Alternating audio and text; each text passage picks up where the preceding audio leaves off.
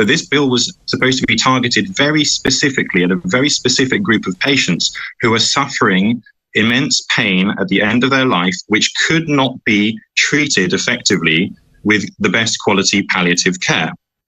The bill that was published yesterday does nothing of the sort. It just opens the door to anybody with a diagnosis, with a prognosis of less than 6 months, a life expectancy of less than 6 months, to decide that they can end their life with a doctor's assistance for any reason whatsoever. There's no mention of pain. There's no mention of suffering.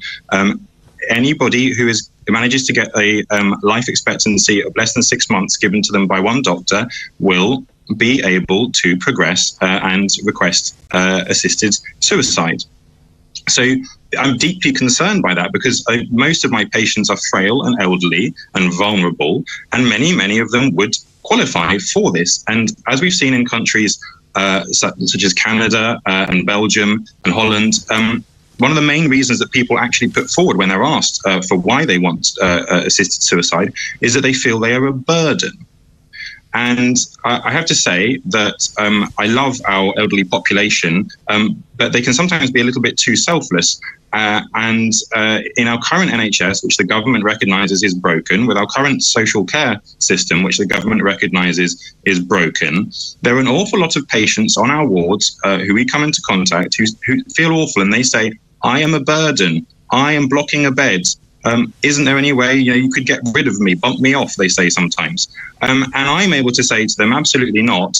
We are going to do everything we can to improve your life, within the constraints of the system we have, and all of the staff around you will work their socks off to do that. So you would be one of, but would you, sorry to interject, Kaitan, yes. But you would be one of those doctors that would be able to intervene and say, actually, no, this patient is not somebody that should be able to consider this as an option, because we don't believe that their reasons are, authentic, and no. we don't suggest that they are thinking this through from a clinical position, more of a no, as you say, absolutely not. The reasons do not matter. The bill does not stipulate the reasons that the patient will be requesting assisted suicide. There can be any reason that the patient can say. But if two doctors have to kind of green light that decision or endorse that decision, one would assume, based on what you've just said, that clinically and for whatever other reason, you would be one such doctor that would say no. Certainly I would say no, but the bill doesn't stop you from shopping around until you find a doctor who says yes. And there are doctors, there's a spread of opinion amongst doctors, and there are doctors out there who believe, for ideological reasons, that patient's choice is an absolute, and it doesn't matter the conditions under which they're making those choices. If they wish to end their life, they should have the right to end their life. And so you will find a doctor who will sign you off for it, and then a second doctor who will agree. And there's no safeguard in there to stop that from happening.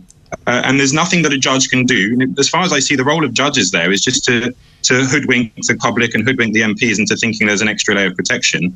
We don't have enough judges to be vetting all of these requests in the time frame that's stipulated. We have 18 High Court judges who are capable of being involved in this, and it's been estimated that they would be having to handle 400 requests a year, and they've got other work to do. So it would just be a case of a rubber stamp.